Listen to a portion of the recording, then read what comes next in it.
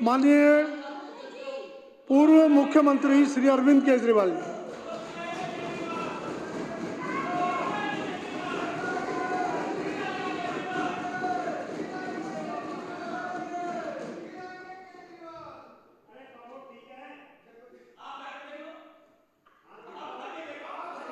भाई राजेश जी, ये तरीका ठीक नहीं है। आदरणीय उनको अध्यक्ष बोलने महोदय, दीजिए, आप क्यों परेशान हो रहे हैं?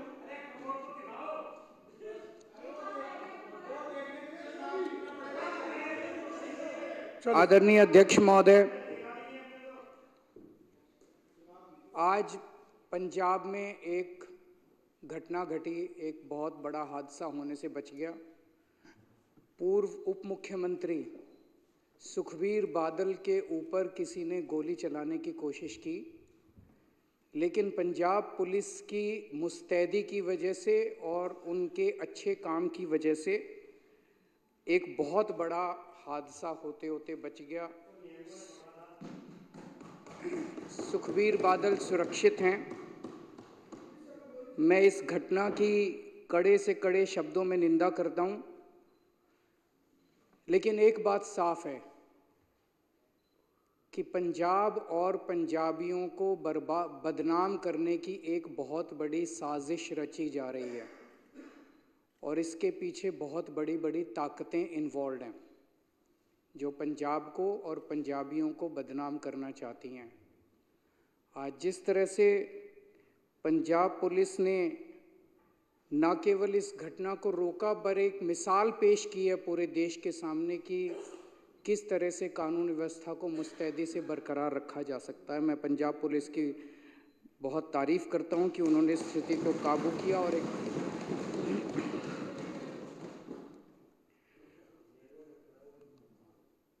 पंजाब में सुबह जब ये घटना घटी तो पूरी बीजेपी और इनके सारे नेता और पूरी मीडिया पंजाब में लॉ एंड ऑर्डर की पोजीशन को उठाना चालू कर दिया। पंजाब में तो हमने एक घटना को घटने से रोक लिया, लेकिन जब दिल्ली के अंदर सरेआम मर्डर हो रहे हैं, सरेआम शूट आउट हो रहे हैं, पूरी राजधानी गैंगस्टर्स के कब्जे में है, जगह जगह नशा बिक रहा है, महिलाओं के साथ बलात्कार हो रहे हैं, तब पूरी की पूरी बीजेपी ऊपर से नीचे तक चुप हो जाती है। और जब इनसे पूछा जाए तो इनके बड़े बड़े नेता कहते हैं क्राइम तो मुद्दा ही नहीं है, दिल्ली में लॉ एंड ऑर्डर तो मुद्दा ही नहीं है।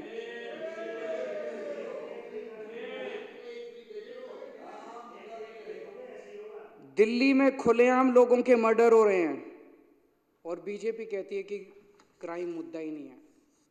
दिल्ली में महिलाओं के बलात्कार हो रहे हैं, महिलाएं असुरक्षित हैं, बीजेपी कहती है कि लॉ एंड ऑर्डर मुद्दा ही नहीं है। दिल्ली में सरेआम व्यापारियों को फिरौती मिल रही है, फिरौती की धमकियां मिल रही है, बीजेपी कहती है कि क्राइम मुद्दा ही नहीं है। दिल्ली में सरेआम गैंगस्टर्स व्यापारियों की दुकानों पे गोलियां बरसा रहे हैं और इनके नेता कहते हैं कि क्राइम मुद्दा ही नहीं है। गृह मंत्री अमित शाह की सीधे सीधे जिम्मेदारी बनती है कि दिल्ली की कानून व्यवस्था को सुचारू रूप से चलाया जाए, और गृह मंत्री के घर के 20 किलोमीटर 30 किलोमीटर के दायरे के अंदर सरेआम शूट आउट चल रहे हैं। गैंगस्टर्स पूरा दिल्ली पे कब्जा कर चुके हैं और गृह मंत्री आराम से अपने घर में सो रहे हैं, उन्हें दिल्ली की कोई चिंता नहीं है। मैं पूछना चाहता हूं, क्या इस देश के अंदर एक वीआईपी की सुरक्षा और एक आम आदमी की सुरक्षा के अलग अलग पैमाने होने चाहिए? वीआईपी की भी सुरक्षा जरूरी है। आज सुखबीर बादल के ऊपर हमला हुआ, पंजाब पुलिस ने मुस्तैदी से उनकी सुरक्षा की, लेकिन जब दिल्ली के आम आदमी आज कल ट्रिपल मर्डर हुआ है देवली के अंदर, आज सुबह ट्रिपल मर्डर हुआ है। एक आदमी सुबह सुबह मॉर्निंग वॉक पे गया, जब घर वापस आया तो उसके माँ, उसकी पिताजी और उसकी बहन तीनों को उसने पाया कि उनका मर्डर कर दिया गया है। ये इनके लिए मुद्दा ही नहीं है, ये कहते हैं मुद्दा ही नहीं है। मैं पूछना चाहता हूं, क्या आम आदमी की सुरक्षा मायने नहीं रखती? क्या आम आदमी के जान की कीमत एक वीआईपी की जान से ज्यादा कम कीमती है? आप उस लड़के से पूछो जिसके 3 लोगों की मौत हो गई, उसके लिए तो सबसे ज़्यादा वीआईपी उसके माता पिता और उसकी बहन ही सबसे ज़्यादा वीआईपी थे। तो मैं इनको बीजेपी वालों को कहना चाहता हूं, तुम मेरे जितने मर्जी एमएलएज को गिरफ्तार कर लो, जितने मर्जी मेरे ऊपर लिक्विड गिरवा लो, जितने मर्जी मेरे ऊपर हमले कर लो, मैं तो दिल्ली के आम लोगों की सुरक्षा का मुद्दा उठाता रहूंगा जब तक मेरे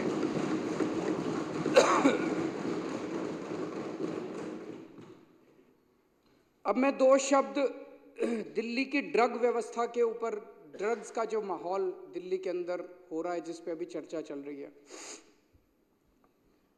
मैं दिल्ली में जगह जगह कोने कोने में जा रहा हूं। इस टाइम कानून व्यवस्था इतनी ज़्यादा चरमरा गई है, खास तौर से जब से अमित शाह जी देश के गृह मंत्री बने हैं और उन्होंने दिल्ली की कानून व्यवस्था को संभाला है, तब से दिल्ली के अंदर पूरी दिल्ली की कानून व्यवस्था लगभग खत्म हो चुकी है। मैं काफ़ी समय चुप रहा क्योंकि मैं इस पे राजनीति नहीं करना चाहता था, लेकिन जब धीरे धीरे स्थिति कंट्रोल होने की बजाय बद से बदतर होती गई तो मेरे से चुप नहीं रहा गया, क्योंकि दिल्ली मेरे ही लोग हैं। पिछले कई दिनों से जब से मैं दिल्ली के कोने कोने में जा रहा हूं, जहां भी कोई कत्ल होता है, जहां भी कोई वारदात होती है, मैं जाता हूं, लोगों से मिलता हूं। जहां जाता हूं लोग कहते हैं जी नशे की बात, कोने कोने में नशा बिक रहा है। मैं परसों माननीय मुख्यमंत्री जी कालका जी की, इनकी विधानसभा कालका जी है, कालका जी के क्षेत्र में गया, वहां पे पदयात्रा होनी थी। मैं पदयात्रा कर रहा था, लोग मेरे कान में आके बोल रहे थे, लोगों को डर लगता है बात करते हुए भी, लोग मेरे कान, सर नशे की बात भी उठाओ सर हर दुकान के अंदर नशा बिक रहा है, सर हर दुकान में नशा बिक रहा है, किराने की दुकान में नशा बिक रहा है, पान वाले की दुकान में नशा बिक रहा है, पनवारी की दुकान में नशा बिक रहा है। कोने कोने में दिल्ली को इन्होंने नशे का व्यापार बना दिया। पूरी दिल्ली के अंदर चाहे अमीर हो चाहे गरीब हो, किसी का भी बच्चा, किसी का भी फैमिली मेंबर नशे से परे नहीं है। इस टाइम स्कूलों में नशा बिक रहा है, हर कोने कोने के अंदर नशा बिक रहा है। मुद्दा ये, और पिछले 5 साल में ये नशा बहुत ज्यादा बढ़ गया है। एक मैं रिपोर्ट पढ़ रहा था, ये archives.today करके कोई वेबसाइट है, इसमें लिखा हुआ है कि कठपुतली colony, a DDA official says that ever since he joined work in the area in 2021 as many as 300 people have died due to drugs। एक कठपुतली कॉलोनी, अकेली कठपुतली कॉलोनी के अंदर नशे की वजह से DDA का अफसर कह रहा है कि 300 बच्चों की मौत हो चुकी है एक कॉलोनी के अंदर। ये कोई छोटी बात नहीं है। मैं इनसे भी कहना चाहता हूं कि राजनीति अलग है, लेकिन हमारे बच्चे मर रहे हैं, हम सब लोगों को मिलकर साथ काम करना चाहिए, बच्चों को बचाने के लिए काम करना चाहिए, इस पर राजनीति नहीं होनी चाहिए। ये नशा आ कहां से रहा है? दिल्ली में तो नशा पैदा होता नहीं है, हमारे दिल्ली के अंदर तो नशा मैन्युफैक्चर भी नहीं होता। ये नशा आ कहां से रहा है? मैं इस सम्मानित सदन के समक्ष कुछ डेटा रखना, कुछ इंसिडेंट्स रखना चाहता हूं। कहां से आ रहा है मुझे भी नहीं, लेकिन कुछ इंसिडेंट्स हैं। 1 अक्टूबर को दिल्ली के महिपालपुर में 562 किलो कोकेन और 40 किलो मैरिजुआना पकड़ा गया। ये गुजरात से आया था। 10 अक्टूबर को 208 kilo cocaine Ramesh Nagar waste Delhi से पकड़ी गई। ये गुजरात से आई थी। जब इन दोनों का पता चला, यहां गुजरात से अंकलेश्वर से आए थे, तो 13 अक्टूबर को अंकलेश्वर में वहां पे जब रेड हुई तो वहां 518 किलो और कोकेन मिली। ये सारी मिला के 1289 किलो कोकेन और 40 किलो मैरिजुआना था, जिसकी कीमत 13,000 करोड़ रुपए थी। सारी गुजरात से आई थी। भाई साहब, आपके भी बच्चे हैं, आपके भी बीवी, आपके भी पड़ोसी, आपके भी रिश्तेदार, बोल लेने दो मेरे को। 15 नवंबर को नारकोटिक्स कंट्रोल ब्यूरो ने गुजरात पुलिस और इंडियन नेवी के साथ जॉइंट ऑपरेशन में 700 किलो गुजरात के तट के ऊपर 700 किलो नशा पकड़ा और 82 किलो, उसी दिन जॉइंट ऑपरेशन में दिल्ली से 82 किलो कोकेन पकड़ी गई, जिसकी कीमत 4,500 करोड़ थी। वो भी गुजरात से पकड़ा गया। अप्रैल 2024 में पंजाब पुलिस ने 48 किलो हीरोइन पकड़ी, जो कि गुजरात के समुद्री तट से आई थी। मई 2022 में गुजरात ATS ने दिल्ली और उत्तर प्रदेश पुलिस के साथ मिलकर उत्तर प्रदेश के मुजफ्फरनगर के एक घर से 775 करोड़ रुपए की 155 किलो हीरोइन पकड़ी, जो गुजरात से आई थी। इलेक्शन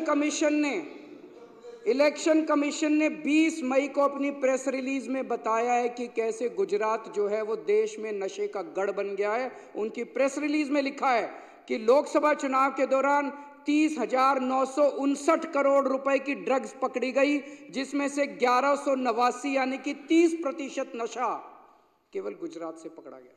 ये इलेक्शन कमीशन का डेटा है।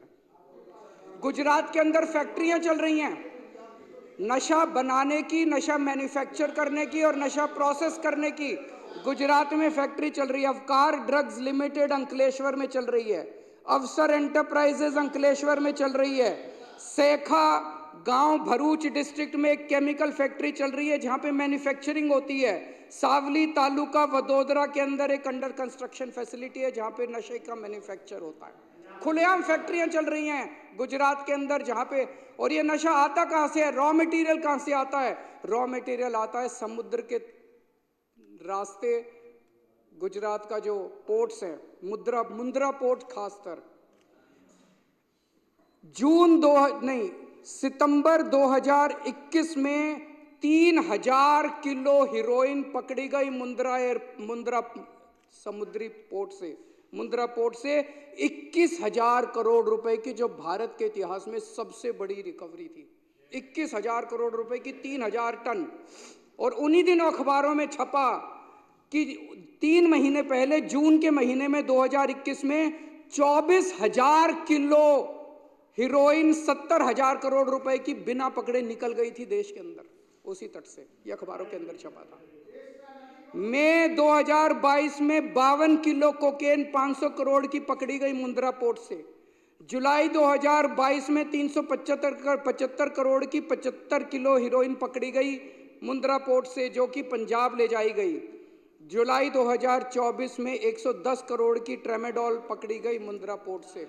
ये तो पकड़ी गई, जो मुंद्रा पोर्ट से चली गई उसका पता नहीं। तो मोटे मोटे तौर पे निष्कर्ष क्या निकलता है? निष्कर्ष ये निकलता है अध्यक्ष महोदय, और एक अखबार की खबर के मुताबिक पिछले कुछ वर्षों में 2.5 लाख करोड़ रुपए की ड्रग्स जो है वो गुजरात के अंदर पकड़ी गई है। 2.5 लाख करोड़ रुपए की।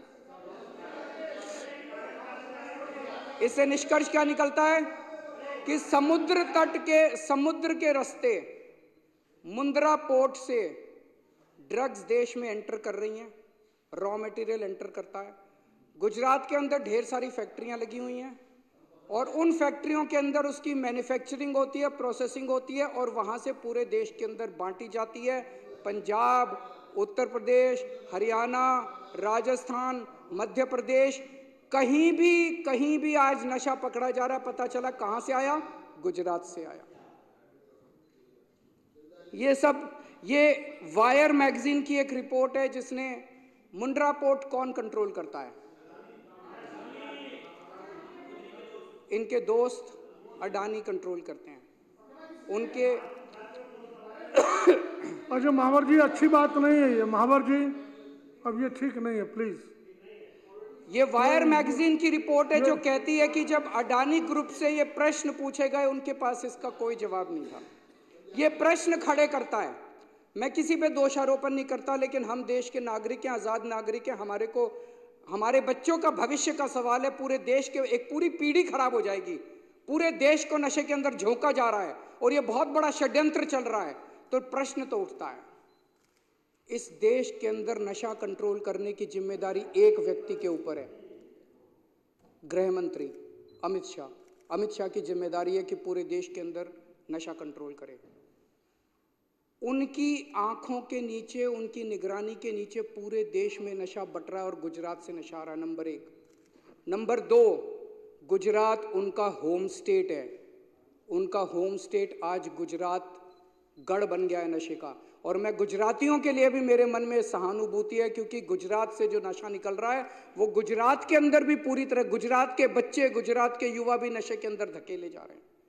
तीसरी चीज, जिस पोर्ट से नशा आ रहा है हम सब जानते हैं, वो अमित शाह जी के दोस्त हैं। अमित शाह जी का होम स्टेट, अमित शाह जी की निगरानी और अमित शाह जी का दोस्त जिस पोर्ट के जरिए आ रहा है, इतने बड़े स्तर के ऊपर नशा क्या बिना सरकारी संरक्षण या बिना सरकारी लापरवाही के हो सकता है? नहीं हो सकता। तो लोग ये प्रश्न कर रहे हैं कि क्या इसमें सरकारी मिलीभगत भी हो रही है पूरे देश के अंदर जो नशा बिक रहा है? और अगर सरकारी मिलीभगत है तो वो केवल नीचे के लेवल की है या टॉप तक मिलीभगत है? हमारी पूरी पीढ़ी का सवाल है। दिल्ली के ये सारी रिसर्च मैंने क्यों की है? सारी रिसर्च क्यों? क्योंकि पिछले दिनों में जहां जा रहा हूं, कल शालीमार बाग की झुग्गियों के अंदर गया, इनसे पूछिए, जिससे मैं बात करूं वही कहे सर यहाँ नशा बहुत बिक रहा है, सर यहाँ नशा बहुत बिक रहा है। मैं परसों कालका जी गया, सर यहाँ नशा बहुत बिक रहा है, सर यहाँ नशा बहुत बिक रहा है। मैं जहां जा रहा हूं वहीं लोग नशे की बात कर रहे हैं। दिल्ली के अंदर पूरी दिल्ली के लोग, पूरे देश के लोग नशे से पीड़ित हैं। हमारे पूरे देश के युवाओं की भविष्य का सवाल है अध्यक्ष महोदय। इसीलिए मैं चाहता हूं कि अमित शाह जी इस देश की खातिर नशे के ऊपर एक्शन लेना, ठोस कदम उठाना चालू करें। नहीं तो जनता के मुंह बंद नहीं कर पाएंगे वो, जब जनता कहेगी कि सरकारी संरक्षण नशा करने वालों को मिल रहा है। तीसरी बात मैं ये उठाना चाहता हूं जो जरूरी है, वो है बिजली की। अध्यक्ष महोदय, अभी पिछले दिनों जब मैंने सुना कि अमेरिका के जस्टिस डिपार्टमेंट ने अडानी ग्रुप के ऊपर आरोप लगाए हैं, और जो मैंने मोटा मोटा पढ़ा कि अडानी ग्रुप 12,000 मेगावाट की सोलर एनर्जी बनाने की उन्होंने फैक्ट्री लगा ली कि सोलर एनर्जी बनाएंगे, लेकिन वो बिजली इतनी महंगी दे रहे थे कि कोई भी राज्य सरकार खरीदने को तैयार नहीं थी। तो अडानी ग्रुप ने बहुत महंगी बिजली जो है वो रिश्वत देके केंद्र सरकार के अफसरों को रिश्वत दी, राज्य सरकार के अफसरों को रिश्वत दी, और वो महंगी बिजली उन्होंने कई राज्य सरकारों को बेची। मेरे को बताया गया कि गुजरात के अंदर अडानी ग्रुप ने 2021 में गुजरात में 2 रुपए 83 पैसे यूनिट बिजली थी। एक साल में 2021 में 2 रुपए 83 पैसे यूनिट बिजली थी अडानी देता था। 2022 में ये बढ़ा के 8 रुपए 83 पैसे कर दी, 4 गुना बिजली के रेट कर दिए मात्र एक साल में, क्योंकि बीजेपी की सरकार है, बीजेपी इनके साथ मिली हुई है। आज इस सदन के अंदर मैं पूरी जिम्मेदारी के साथ बताना चाहता हूं, खुलासा करना चाहता हूं कि मेरे ऊपर जब मैं मुख्यमंत्री था, मेरे पर प्रेशर डाला गया कि दिल्ली की बिजली कंपनियों को अडानी को सौंप दो। अगर आज मैंने दिल्ली की बिजली कंपनियों को अडानी को सौंप दिया होता, मैं दिल्ली के लोगों को कहना चाहता हूं कि आप बिजली खपत करने लायक नहीं बचते। दिल्ली में बिजली इतनी महंगी हो जाती कि ना दिल्ली सरकार सब्सिडी दे पाती और ना आप अपनी कमाई से दिल्ली की बिजली का अपना बिल भर पाते। जब मैंने बंद कर दी, मैंने मना कर दिया कि मैं अडानी ग्रुप को नहीं सौंपूंगा बिजली कंपनियां। आज मैं सोच रहा था ये खुलासा होने के बाद, कहीं यही तो कारण नहीं था जिस वजह से मुझे जेल डाला गया कि वो नाराज हो गए। मैं आज बीजेपी वालों को चैलेंज करके बोलता हूं, चुनाव के पहले तुम ऐलान कर दो कि अगर तुम्हारी सरकार बनती है तुम अडानी को दिल्ली की बिजली कंपनियां नहीं दोगे। जैसे ही दिल्ली में सरकार, अगर गलती से इनकी सरकार बन गई, अगर दिल्ली के अंदर लोगों ने बीजेपी को वोट दे दिया, सबसे पहली कैबिनेट मीटिंग के अंदर ये दिल्ली की बिजली कंपनियों को अडानी को सौंप देंगे और दिल्ली में लोगों को बिजली इस्तेमाल करनी मुश्किल हो जाएगी। लोगों की पूरी तनख्वाह बिजली का बिल भरने में निकल जाएगी। माननीय अध्यक्ष महोदय, और आखिर में मैं इनका बहुत बड़ा पर्दाफाश करने जा रहा हूं, 2 दिन रुक जाओ। इन लोगों ने लार्ज स्केल के ऊपर वोट काटने का षड्यंत्र शुरू कर दिया है दिल्ली के अंदर। मेरे पास सबूत आ गए, मेरे पास गवाह आ गए। तुम्हारी पोल खोलूंगा, पूरे देश के सामने पोल खोलूंगा और पूरे देश को बताऊंगा कि कैसे तुम महाराष्ट्र चुनाव जीते, कैसे तुम हरियाणा चुनाव जीते और किस तरह से तुम चुनाव जीतते हो। ईमानदारी से चुनाव नहीं जीतते तुम लोग। मैं ये जो नशे के खिलाफ प्रस्ताव सदन में रखा गया, इसका समर्थन करता हूं।